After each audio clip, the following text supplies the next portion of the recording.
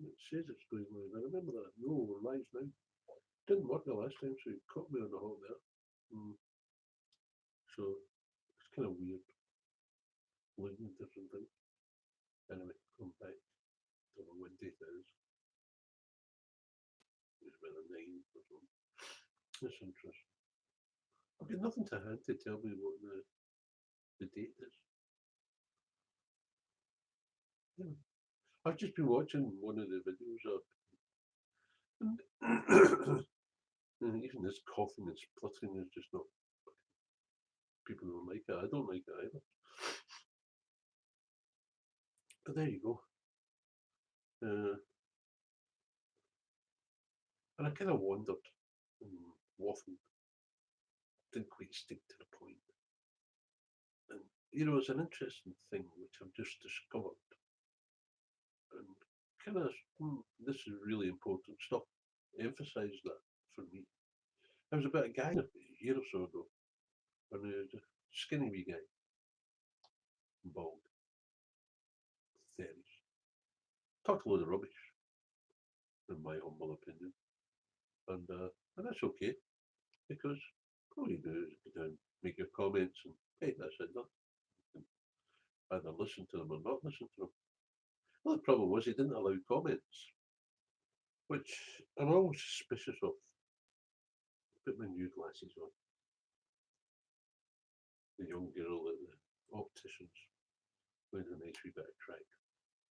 And it was nice. She made me up a birthday card. But it was really cute. She made me up a birthday card. Here it is here. It's got the advertising and Specsavers as well. But wasn't that nice? So she went and made up the tweet. And she just I like that. That's neat. Nice memory. Nice thought. Had to happen. Couldn't have happened without me. Could have happened without her. I love that stuff. This is recovery. And but anyway, so you couldn't get in touch with this wee guy. You couldn't reply and respond to him. So I thought, okay, fair enough. And only recently, in the last week or so, I've discovered because I discovered on the east site, I came across it, and I discovered that they were allowing comments. Oh, that's interesting. Wonder why that happened. Wonder why he changed his mind. Well, it kind of transpires that he didn't change his mind. The fact is, it seems to be, and verified on the net, that he relapsed and committed suicide. And that's upsetting. Maybe something I could have said might have touched on, maybe somebody else could have said, could have touched on. There was people there talking, singing his praises, and the guy, you read it, and the guy's a bit, bit strange. And he was one of these therapists that crawl out from under with this recovery process and all these charlatans, I suppose you could call best. And really lovely, I had to say. Really look forward to his next. Good God. But there he goes.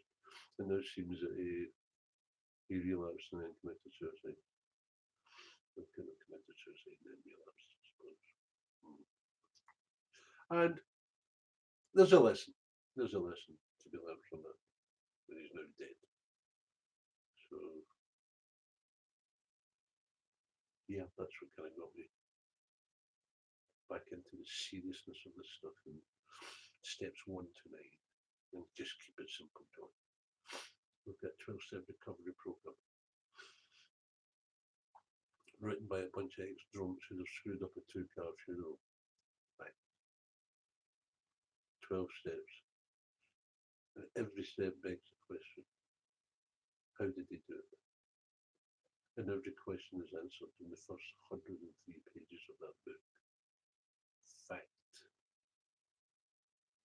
And that's what I'm going to try and discipline myself to talking about these steps, these remarkable steps. A bunch of ex-drunks who have screwed up a two-car funeral, who would have argued where to put a full stop.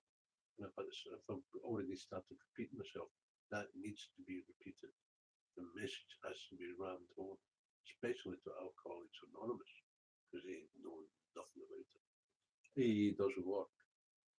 For the vast majority of people who go to AA, it doesn't work because it's run by a bunch of ex-drunks, dry drunks, who have not changed. And that's why AA isn't safe as in. Oh, that gets me upset. That distracts me right away. Anyway, so there you go. And they invite you to follow their path. If you want to be got and you're willing to go to any lengths, then you're ready to take certain steps. Not any more steps, certain steps. That sounds pretty definite. Okay, right, let's have a crack at that. Step one, identifies the problem. Powerlessness. What do you mean? When I wanted to stop, I couldn't. And when I started, I couldn't control the amount I drank and guaranteed when I could finish. Can you admit that that's powerless? You don't have to accept it just now. But can you admit that that's powerless? Yeah, okay. Right. Step two. Admittedly, okay, that should become a minute. Came to believe that power greater than us could restore us to sanity. They don't use the word insanity. I'm very sensitive towards that. Sanity. Restore us to sanity.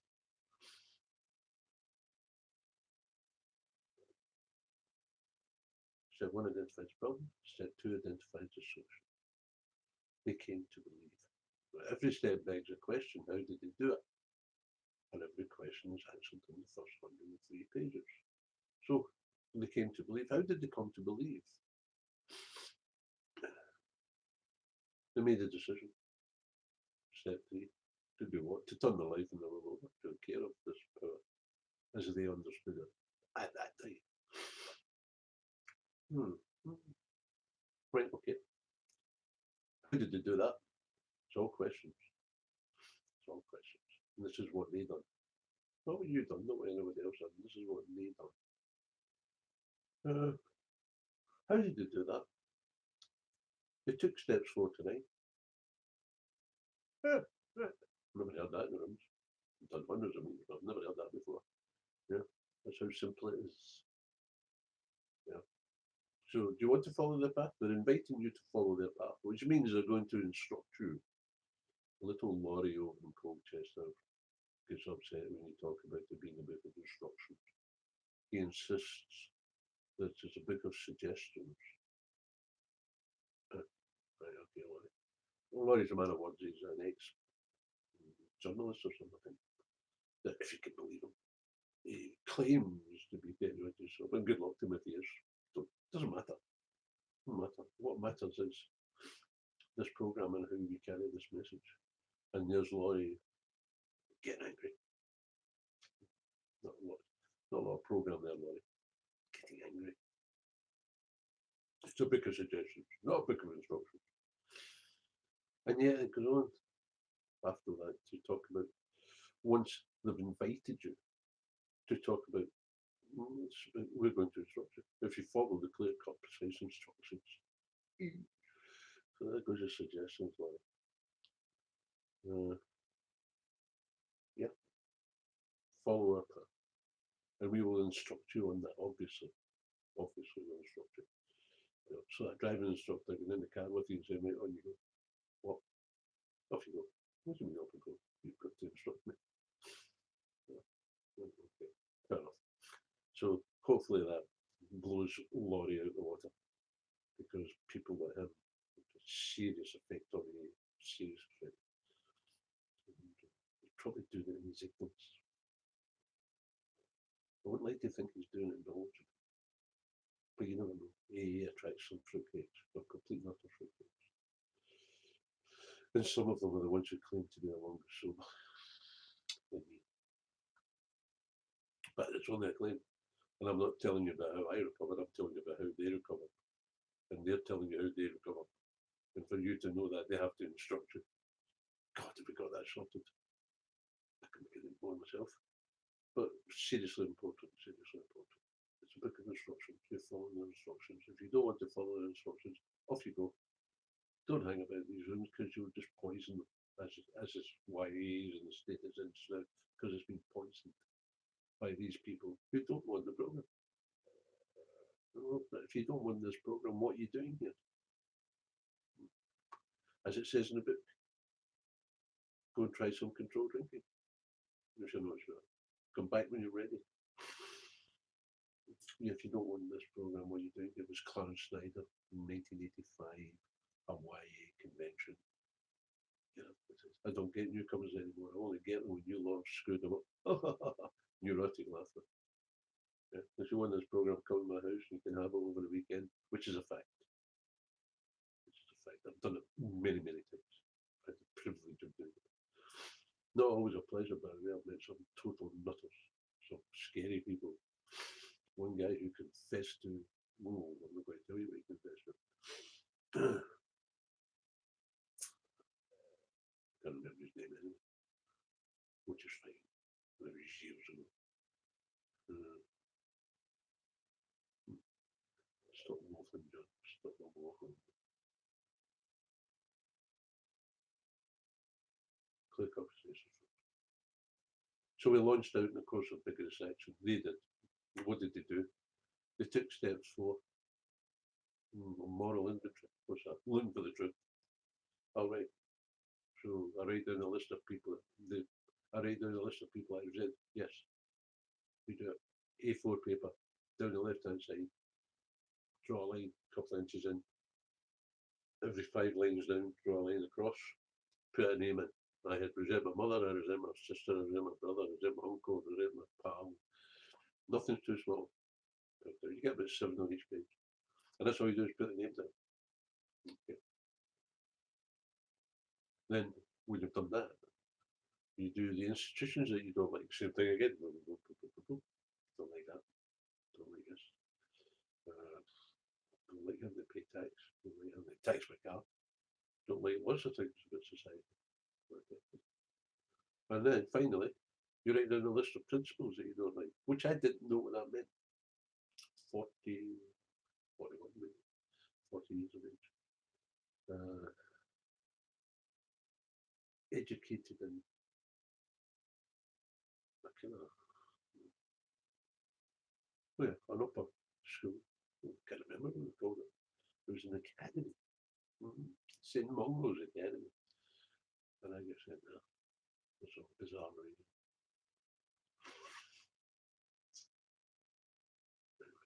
How did they go into that? See, I'm getting distracted already. I'm 67 years of age. My head's going. Yeah, the principles of it. Didn't know what principle meant. The man explained quite simply, keep it simple, because he's dealing with a 40-year-old child. Keep it simple. And rules in life you don't like, John. All right, okay. So I done that, and then I wrote down the cause. Everything's being dealt with separately. Not doing it across the way, doing it down. Start doing it across the way, we take me down the bottom of the page and back to the top, readjusting things and editing things because of what happened. No, you end up getting stuck with that. That's not good. So, okay, fine. And the final call, this is all in the book, page 65, I think it's chapter 5. Where it works. And so it's all, you refer to the book at all times and let's check this idea out and see, oh yeah, that's right. Well, pretty accurate. There you go. Yes, I've got them reading the book. All right. So, oh, that's that there. Oh, look. Oh, right, okay. So the person that resent the cause, what they done to do that, my mother frightened me, assaulted me, physically assaulted me, not sexually. And that's a long story. I won't get into that, but not good to grow up with that. My father pegged out when I was 10, drunk. Don't really know what happened to him, but a mystery. And now she has with 7 kids. Well, 5 kids when he died. 2 years later, she's got another 2. Some fucking guy. God knows. unbelievable, unbelievable, unbelievably irresponsible. But that was it. They stuck around Valium. That was the beginning of the nightmare. For me, that was focused on because she was going to knock my father out. There you go. There's a sentence. Um, wow. Not good. Not good at all. So these were all the kind of reasons why I resented her. And all the reasons why I resent. Oh, just put it down. Doesn't matter. You don't have to get into any great detail because you're going to discuss it. So it's just little bullet points. And yeah, so you get the three columns. Discuss it with a man. Cut, cut the crap, cut the. Well, I wouldn't have done this. All the rationalisation and justification, which I didn't know what that meant when I first came here. I'm getting educated. It's a bit upsetting. To reflect on it. And so I started to see, right, okay. So the discernment, working out what was what was their stuff and what was my stuff. So that wasn't my fault. No. They acted towards me just because they were not nice people. Yeah, if it wasn't you, it'd be somebody else. But because you were a bit of a dummy and a bit of a child, you were a child, you attracted these people. Oh, right, okay. Right, okay. Now it's becoming clearer. I'm an adult child. And I'm upsetting some of these people. And these people are reacting to me because of the way I am. So that's what I'm looking for as well. Yes. Why are these people reacting to you this way, John? Why do you bring the worst out of them? And fascinating, John. And this, so that wasn't my fault. No, that was, wow. That was, yeah. Okay. Right. And discussing it at length with a man. And can I clarify? Nothing particularly difficult about it. Just awakenings, actually. Ding, ding, ding. Wow, so that's when they made my spiritual awakenings. There's some letters in the room story for spiritual awakening. Flashing lights in the garden and all that. And miraculous Hollywood stuff. Like awakened, educated. I was educated. Why people acted towards me the way they did. And why people reacted towards me the way they did. That's a huge difference. What a lesson. What a lesson. And you apply that to the principles in life and the institutions in life and start to think, and you've got a list of people you need to make amends to. The wee woman in the door was all surprised when I phoned up to make amends. But naive, but there you go, and she was blown away. So I probably owe you some money, so don't worry about that. Just carry on, good luck with your life. Wonderful, just wonderful. And so naive, but so wonderful. So perhaps illustrated the desire to get well. And, so yeah, look at my sexual conduct. For what it was, to be fair, I was more interested in drink. But there was elements of that, and I had to be careful and make amends with that kind of stuff. And that's why you talk to the man in depth about it before you go off doing anything regarding that. I mean, here's my list. I've got my list, and by step 4 and 5, we've discussed it, we've sussed it out, and right, okay, fine, okay, right. So let's have a look at step. You're looking at fears as well. Fears. And not fears as normal fright. It's being fearful of what you feel for what. And there's a few things. Still some stuff to this day is there. Kind of imprinted in me as a child, which probably have to live and die with, sadly. But it's not haunting me anymore. It used to haunt me on a daily basis. Haunted me so much I didn't even know I was haunted. It was just normal for me. I was off my head, I was a nutter. You're a fucking screwball, so don't tell anybody this, they'll lock me up, that kind of stuff, It's quite shocking. And this step 4 and 5. Well, open the door. Open the door. This was my new life.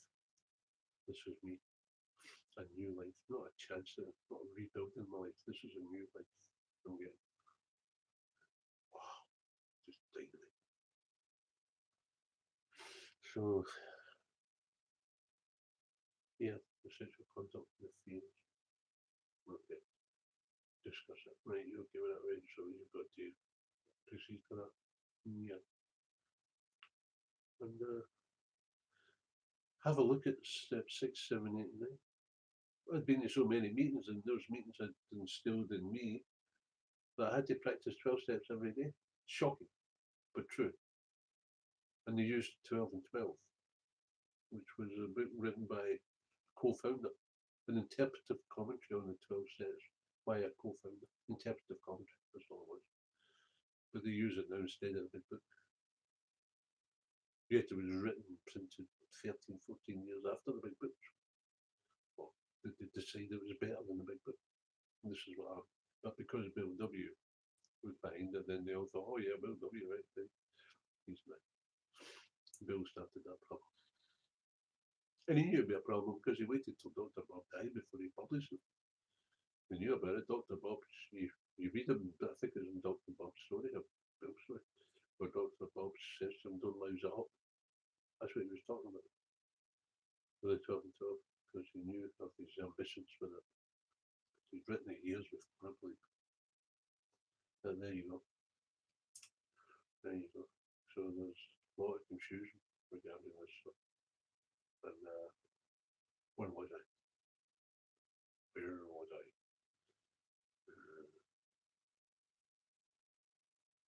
So it was step 6, 7. Step 6, you look at your stuff, you satisfy you. Is there anything left over and you're not too happy about? Yeah, there is stuff that I'm going to find really kind of difficult. That's okay, fine. Don't let it stop you. Don't let it hold you back. You've got steps of prayer. Say that on a daily basis. Okay, and that's fine. It's a nice little prayer. But that's all it is. You don't practice it. God, I know that there are people talking about practice and step 6 and stuff. You can't practice. Nonsense. But this is what these so-called sponsors, this is the damage these so-called sponsors cause. And one of the main reasons why I'm sitting here. Try to redress the balance. Step 8, made a list of people we had harmed. We done it when we took inventory. We made a list of people we had harmed and became willing to make amends. We done it when we took inventory. I've got a big book sitting just over here. Imagine. Isn't that lucky? I think it's in. It's all in one place. Yeah. Well, there you go. The first 5 chapters are missing. Sorry, I shouldn't laugh. Yeah, this is about interaction. Make amendments. Yes, yeah, page 76, as I mentioned. As I mentioned earlier, to be fair, page 76. You know, well, it's in the squiggly writing as well. I was told that that's important. Pay attention to squiggly writing. Okay. So, faith works is dead as regards, well, step 6, we emphasise willingness as being indispensable. Are we now ready to let God remove from us all the things which we have admitted are objectionable? Can he now take all of them? Every one. If we still cling to something, we will not let go. We ask God to help us be willing. When ready, we say something like this: My Creator, I am now willing that you should have all of me, good and bad. I pray that you now remove from me every single defect of character which stands in the way of my usefulness to you and my fellows. Grant me strength as I go out from here to do your bidding. Amen. We have then completed step 7. Completed it. You don't practice step 7. It's a prayer. Good.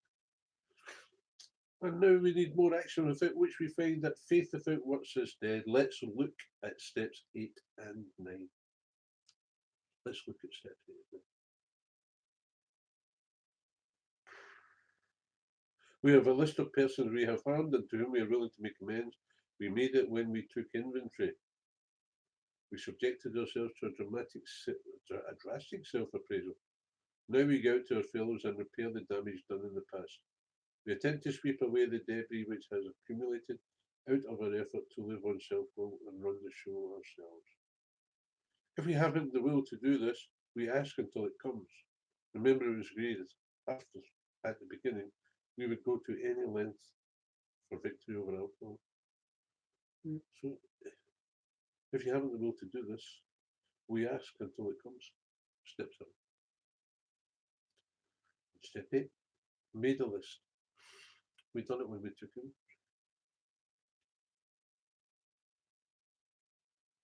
Yeah, we have a list of all persons we have harmed and to whom we are willing to make amends. We made it when we took inventory. So the question, when did we take inventory? Step 4, we took inventory. And if you're doing these steps according to the book, then that won't be a problem. If you're doing these steps according to the book, then that won't be a problem. If you're doing these steps according to your so-called sponsor, that will be a problem. And these are dangerous people. I don't like dangerous, cause a lot of damage. And I've managed to help quite a few people with that damage. But there's far too many of them. There's not enough people than me talking about this program as it is in the book. Not my stuff. Not an ego trip. You'll have to look at my face and see it's not an ego trip.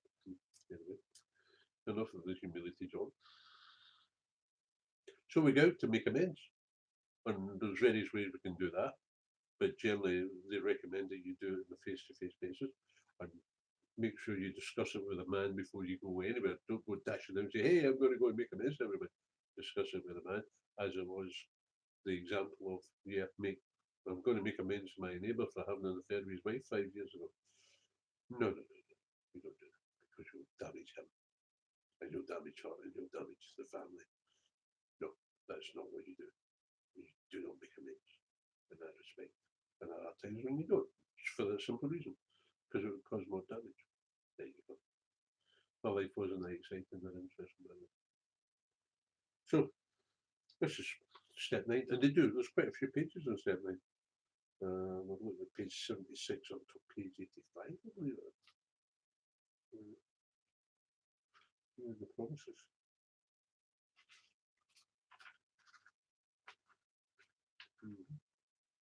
Quite a few pages, so very important, very important.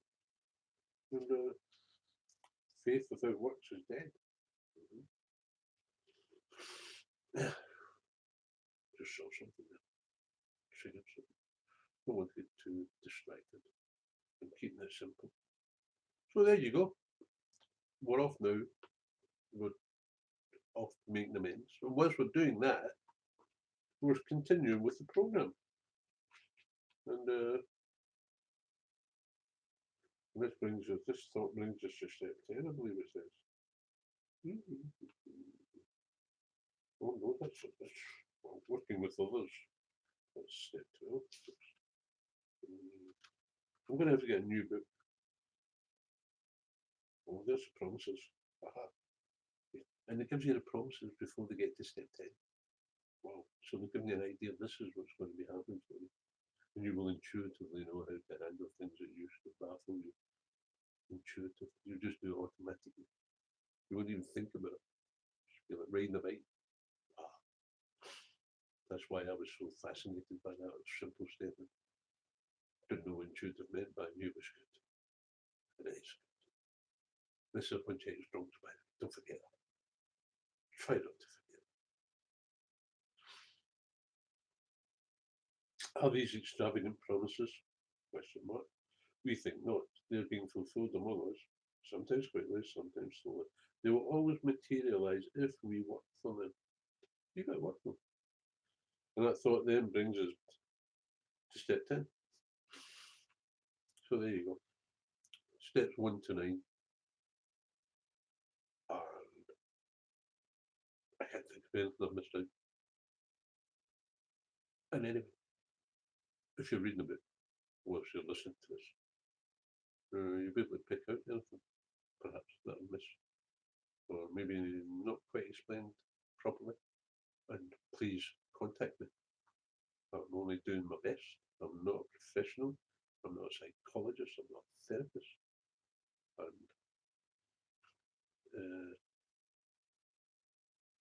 it's my favourite topic. The more I learn about it, the better. I look forward to constructive criticism, which is the opposite of being judgmental, which is an interesting one. I like that. The man taught me that was the opposite of being judgmental, John, to be constructively critical. Try doing that in AA. It won't be considered to be constructively critical. It will be considered to be judgmental. That's why, once again, when you're in the rooms, don't talk your stuff. Talk their stuff. Because this is what it's all about. If you want to argue with them. Don't take it on personally. Don't attract it personally. Because you can make all sorts of excuses for shooting you down. Don't like your hair, don't like your clothes, don't like your accent, you're Scottish. You know, don't like this and the next thing. But they find all sorts of things to criticise. But when you stick to the book, you emphasise that all you're doing is talking about, then you're fine. You're absolutely fine. I think this is the shortest one I've ever done. That's cool. It makes me feel better just sitting here doing it. I've been ill for quite some time. And I've got a few things going on, which is a bit difficult and kind of certainly threaten my, not sobriety, that's such, but it was my emotional well-being, perhaps. Well, kind of upset me. And made life a bit difficult as well. But I'm here. My health is not good with my serious back problem. So I appreciate that when you think that poor guy sat there for at least half an hour preaching to us. Preaching, I like that when they say that. Oh, don't come to listen to you preaching. Preaching, talking about the book and preaching. Yeah, and this is the kind of attitude you get. So much so that most people walk away from it. Just, don't need that. Or some of them look at me and look at the way I get treated and say, don't need that. Why don't you go to AA anymore? No, because I listened to the guy who took me through the program. I listened to the treatment he got in the rooms and was just not interested. And that's sadly true what's happening in AA. AA does not work because AA does not carry the message. And I'm kind of thinking it's beyond the point of return. Beyond the point of return. We have a little meeting on a Tuesday in Luton, 1 o'clock, which we managed to change around to a topic discussion meeting as recommended by AA. And it's a terrific little meeting. And it's met with some resistance at certain points. And, it needs a few regulars and to keep it going, or it will just fade away. You remember that meeting? Oh, I remember that, yeah.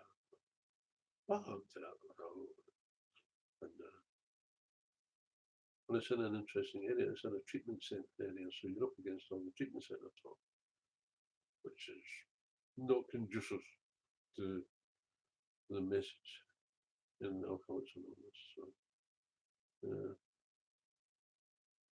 it's a worry. It's a worry.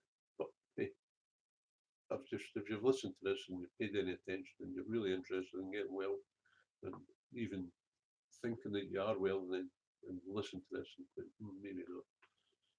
No, maybe I shouldn't be a sponsor. Maybe I'm going to do a bit more work before I become a sponsor. Don't get the arse about it. Become a sponsor and then do the steps. That kind of nonsense, dangerous stuff. Dangerous stuff. You have to be convinced to your father who sexually abused you because you resent them. There are resentments which are perfectly understandable, and I've got a couple of my own. I'll never forgive. Never forgive. When I can reasonably, easily justify that without getting into any detail because it just brings up bad memories. It's none of your bloody business anyway. So there.